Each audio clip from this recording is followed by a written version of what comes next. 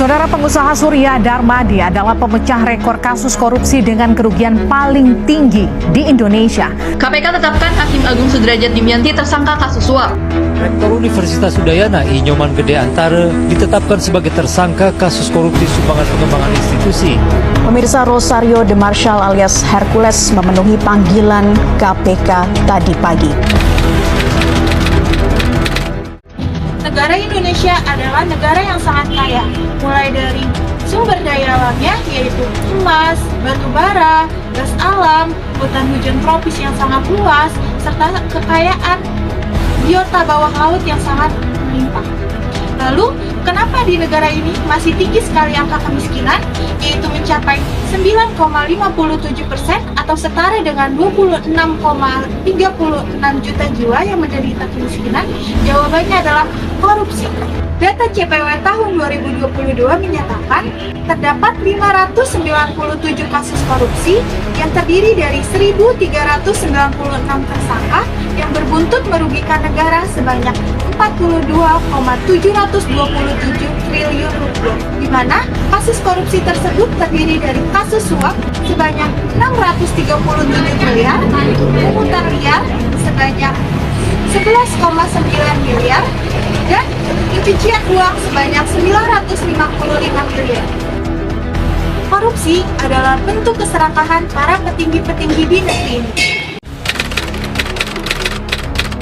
Laporan Transparansi Internasional pada tahun 2022 menunjukkan bahwa indeks persepsi korupsi Indonesia tercatat sebesar 34 poin dari skala 0 sampai dengan 100. Angka ini menurun sebesar 4 poin dari tahun sebelumnya. Menurut data dari KPK, lebih dari 30 hakim dan jaksa yang terjerat dalam kasus korupsi sejak tahun 2004 hingga saat ini. Salah satunya yang paling miris yaitu adalah kasus Menteri Sosial yaitu Juliari Batubara pada tahun 2020. Juliari divonis 12 tahun penjara dengan uang suap sebesar 17 miliar untuk pendanaan bantuan sosial pandemi COVID-19. Juliari baru saja ditetapkan sebagai tersangka dalam kasus dugaan suap terkait bantuan sosial COVID-19 pada pukul 1:15 waktu Indonesia Barat pada Minggu 6 Desember 2020. Namun pada pukul 2:50 waktu Indonesia Barat atau selang 35 menit kemudian, Juliari langsung ditangkap petugas KPK. Dalam kasus ini, Juliari Batubara diduga telah menerima suap sebesar 7 miliar rupiah.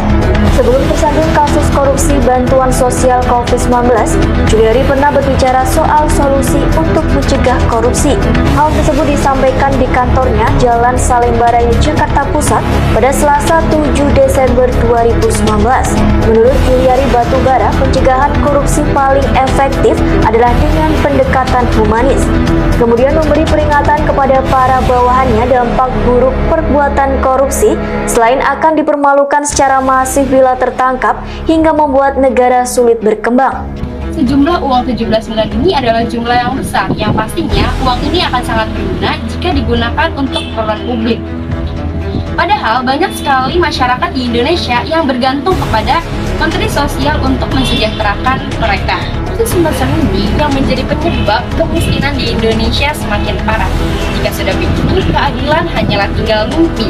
Si kaya akan menjadi semakin kaya dengan korupsinya, dan si miskin yang mengais-ngais keadilan akan semakin terjerambab dalam jurang kemelaratan. Jika Indonesia tidak ada korupsi, yang pertama, tidak ada kemiskinan. Dengan tingkat korupsi yang rendah, maka keuangan negara dikelola dengan baik oleh pemerintah untuk menciptakan tenaga kerja yang baik. Yang kedua, anak-anak mendapatkan hak sekolah. Dengan negara yang bebas korupsi, maka pemanfaatan anggaran pendidikan yang diprioritaskan sekurang-kurangnya 20% dari anggaran pemerintah. Ketiga, kesehatan masyarakat terjamin. Salah satu bentuk usaha pemerintah dalam membentuk BPJS Kesehatan. Yang keempat, lingkungan menjadi asri. Pemerintah dapat membangun lingkungan yang sosial yang ramah dan lingkungan asri. Yang kelima, kenyamanan transportasi umum, yaitu dengan dibangunnya fasilitas transportasi yang nyaman.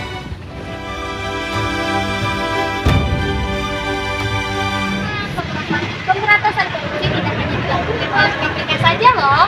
Melainkan semua lapisan masyarakat termasuk kita juga nih. Kenapa sih?